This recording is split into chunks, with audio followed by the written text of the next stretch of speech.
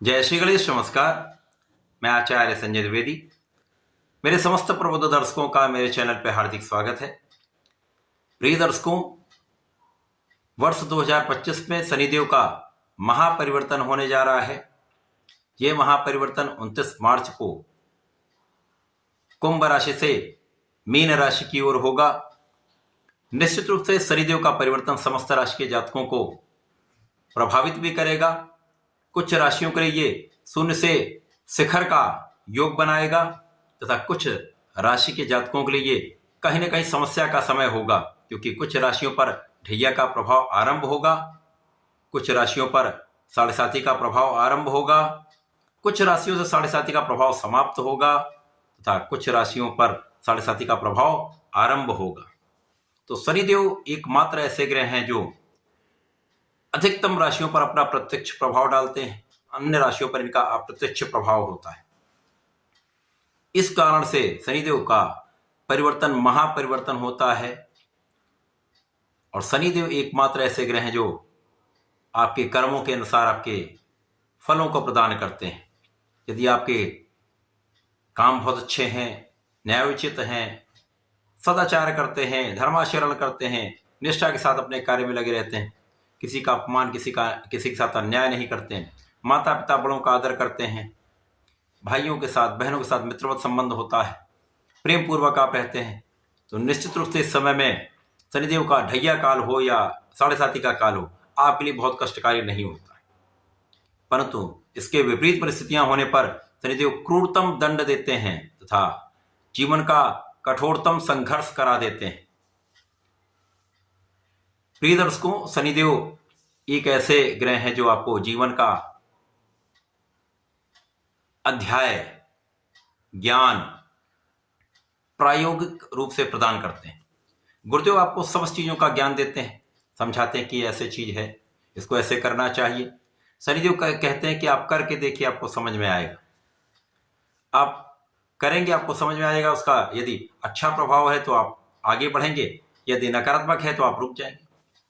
तो शनिदेव इस प्रकार से आपको जीवन का समस्त ज्ञान देते हैं। इस ज्ञान को यदि आपने ग्रहण कर लिया, आपने इसको ले लिया, समझ लिया, शनिदेव के प्रभाव को जान लिया, तो निश्चित जानिए आपके जीवन का स्वर्णिम समय आरंभ हो चुका है। सर्वप्रथम तो यह समझ लें कि इस वर्ष में किन किन राशियों से साढ़े साथी का प्रभाव समाप्त होगा और किस राशि पर साढ़े साथी का प्रभाव आरंभ होगा। इसी प्रकार से ढैया किन की समाप्त होगी, ढैया किन की आरंभ होगी। वर्ष 2025 में 29 मार्च को जब शनिदेव राशि परिवर्तन करके मीन राशि में जाएंगे, तो मीन राशि साढ़े साथी के प्रभाव में, इसके साथ ही साथ कुंभ राशि का अंतिम चरण साढ़े साथी का प्रारंभ होगा। इसके साथ ही साथ मेष राशि पर साढ़े साथी का प्रथम चरण आरंभ हो जाएगा।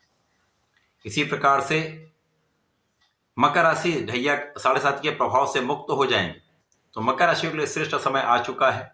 इसी प्रकार से कर्क और वृश्चिक की ढैया काल समाप्त होगा, सिंह और धनु का ढैया का काल आरंभ होगा। इस पूरे समय में शनिदेव 12 नंबर राशि में रहेंगे, मीन राशि में रहेंगे, तो इनके अगल बगल की तीनों राशियां प्रभावित होंगी था। सिंह और वृश्चिक राशि प्रत्यक्ष रूप से प्रभावित होगी। अन्य राशियों पर शनिदेव के गोचर का, दशा का यह प्रभाव निश्चित रूप से पड़ेगा। अब चूंकि गुरुदेव की राशि में शनिदेव का यह गोचर प्रारंभ होने वाला है, गुरु और शनि का आपसी संबंध मित्रवत ही समझ सकते हैं या समभाव है। समभाव होने के कारण यहां पर तथा यहां पर तात्कालिक रूप से मित्रता का भाव होने के कारण जब यह परिवर्तन होगा, तात्कालिक मैत्री का भाव भी रहेगा, तो मित्रवत संबंध बनेगा।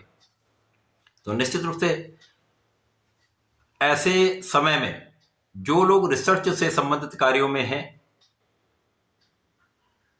बड़े शिक्षा से संबंधित, उच्चतर शिक्षा से संबंधित कार्यों में हैं, विभाग में हैं, रिसर्च के कार्यों में हैं, साइंटिस्ट हैं, या किसी प्रकार के ऐसे कार्यों में है जहां पर रिसर्च एनालिसिस होता है, ऐसे में आप श्रेष्ठ लाभ लेने जा रहे हैं। इस वर्ष देश में भी कुछ बड़े बड़े अनुसंधान होने की पूरी संभावना है, क्योंकि इस वर्ष में शनि का प्रभाव निश्चित रूप से कुछ विशेष परिस्थितियां बनाने वाला है, जो देश के लिए तथा समस्त राशि के जातकों के लिए कुछ विशेष रहने वाली। यद्यपि शनिदेव जब मीन राशि में रहेंगे तो कुंभ राशि के लिए विशेष योग बनाएंगे। मीन राशि के लिए कुछ संघर्ष का समय होगा, परंतु लाभ भी आपको मिलेगा। मेष राशि के लिए प्रारंभिक समय है, मंगल की राशि है जहां पर ये मित्रवत नहीं होते हैं, परंतु मकर राशि में मंगल उच्च के होते हैं, जिसके कारण विशेष योग बनता है। तो यहां पर भी संभाव होता है, संभाव होने के कारण यहां पर बड़े कष्ट का योग नहीं है। लेकिन कभी भी शनि की ढैया 7.5 में आपको, जैसा मैंने प्रारंभ में ही बताया है, यदि आप इस प्रकार का आचरण करते हैं तो कभी भी बड़ी समस्या का सामना नहीं करना पड़ेगा। शनिदेव के समय में समस्त राशि के जातकों को, चाहे वो मेष हो, चाहे वो वृषभ हो, मिथुन हो, या 12 राशियों में कोई भी राशि हो, आपको नियमित रूप से भगवान भोलेनाथ की आराधना करनी चाहिए। पंचाक्षर मंत्र ओम नमः शिवाय का जप अवश्य करना चाहिए, तथा जीवन में एक नियम बना लें, शनिवार को आप किसी भी मंदिर में या ऐसे देवस्थान पर जाएं जहां पर कुछ असहाय, विकलांग या इस प्रकार के लोग हों जिनकी आप सहायता कर सकें, उनको कुछ भोजन की वस्तु दे सकें, कुछ वस्त्र प्रदान कर सकें, या कुछ ऐसे कार्य कर सकें जो उनके लिए हितकारी हो। तो यदि आप ऐसे कर्म करने लगते हैं, उनकी सहायता करने लगते हैं, जो आपसे नीचे स्तर के लोग हैं उनका आप यदि सम्मान भी करें, उनका आप आदर भी करें, साथ में उनकी यदि आप किसी प्रकार से सहायता कर पाएं, मानसिक रूप से, शारीरिक रूप से या आर्थिक रूप से आप उनकी सहायता कर पाएं, अथवा सहायता ना भी कर पाएं, तो किसी के साथ अन्याय ना करें। यदि आप ऐसा करते हैं तो निश्चित रूप से शनिदेव का प्रभाव आपके लिए हितकारी होता है। यद्यपि ढैया और 7.5 में संघर्ष अवश्य होता है, परंतु आपको लाभ भी मिलेगा यदि आप सही ढंग से अपने कार्यों को करते रहते हैं। प्रिय दर्शकों, इस शनि के महापरिवर्तन का ये एक प्रारंभिक वीडियो मैंने बनाया हुआ है। इसके पश्चात शनिदेव के विस्तृत प्रभाव को प्रत्येक राशि के अनुसार मेष, वृषभ, मिथुन, कर्क, सिंह, कन्या, तुला, वृश्चिक, धनु, मकर, कुंभ और मीन समस्त राशियों के लिए मैं विस्तृत वीडियो शीघ्र आपके समक्ष प्रस्तुत करने वाला हूं। तो कृपया इन समस्त वीडियो को देखकर अपने मार्ग को आप प्रशस्त कर सकते हैं। धन्यवाद, नमस्कार।